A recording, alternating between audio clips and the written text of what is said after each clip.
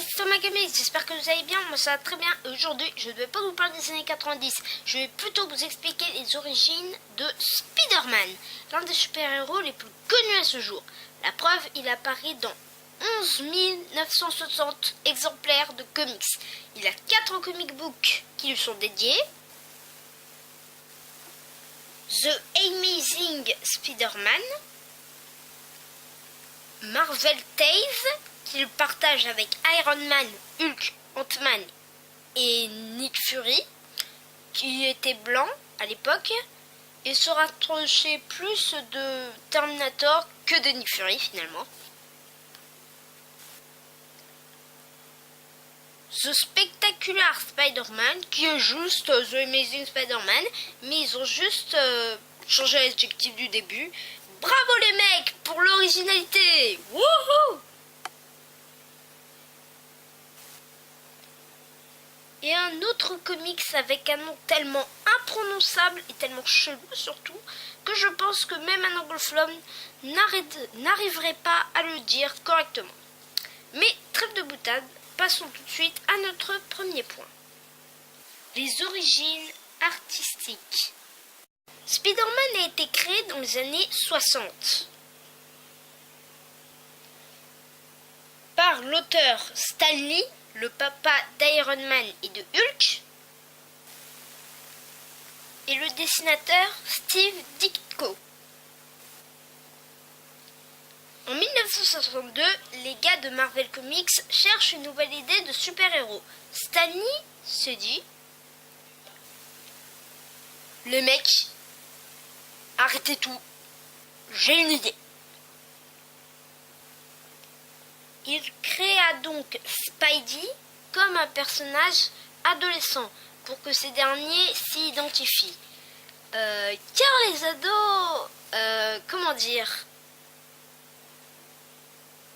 ils commençaient un peu à se manifester parce qu'ils étaient de plus en plus nombreux à lire les comics. Et donc, les super-héros de comics, c'est souvent des personnes de 40 ou 50 ans. Alors, les jeunes, ils sont un peu « On veut notre super-héros ! Ah, bah les vieux ! Ah, la poubelle, les super-héros de 40 ans ! Vive les super-héros de la cité ! Wouhou !» Après avoir vu une araignée monter sur un mur, Lee trouve l'inspiration ultime. Stan Lee a réussi à convaincre l'éditeur de Marvel Comics, Martin Goodman, pour faire apparaître Spider-Man dans ses comics. Stan s'est approché du célèbre Jack Kirby pour faire les dessins, mais le mec, on pense qu'il n'avait jamais vu d'ado. Et au lieu de faire un ado maigrichon, il a fait un Superman. LOL! Stan Lee s'est donc tourné vers Steve Ditko qui a fait le Spider-Man qu'on connaît. Spider-Man apparaît pour la première fois dans le Amazing Fantasy numéro 15 qui a eu un énorme succès. Et nous allons passer à notre deuxième partie. L'histoire fictive. Bon, vous connaissez tous Spider-Man, mais je ne peux pas faire une vidéo les origines sans vous raconter les origines dans les comics. Mais l'histoire est légèrement, mais vraiment très finement différente que celle que vous connaissez. Peter Benjamin Parker est né des agents de la CIA, Richard et Mary Parker, mais qui ont été tués. Peter a donc été élevé par son oncle Ben et sa tante May. En seconde, Peter va à une sortie sur la radiologie, le truc bien nul, et il se fait piquer par une araignée radioactive. Celle-ci lui donne une super force une super agilité et un speeder sound qui le prévient de danger à proximité. Afin de tester ses nouvelles capacités et de se faire des tonnes de millions de dollars.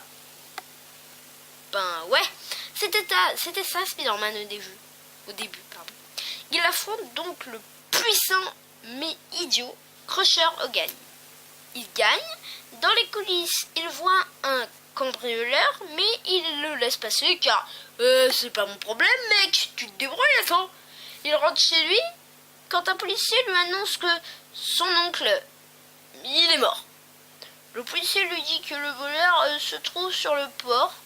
Peter ne réfléchit pas et fonce avec son costume de Spider-Man et poursuit le tueur. Il se rend compte que le tueur est en fait le cambrioleur qu'il a laissé passer tout à l'heure. Parce qu'il est débile! Il décide donc de ne pas le tuer et de le livrer à la police. En se rappelant de la phrase de son oncle Ben, un grand pouvoir implique de grandes responsabilités. Objection! Désolé, j'ai essayé de faire le cri objection. Mais je suis pas très bon en imitation.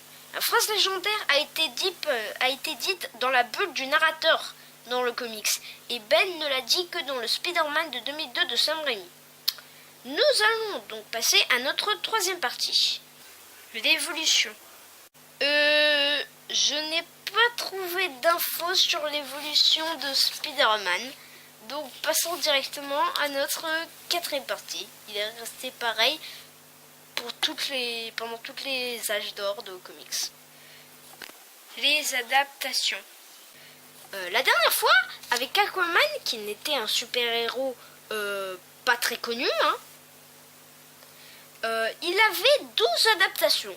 Alors, pour Spider-Man, il y a eu 52 adaptations.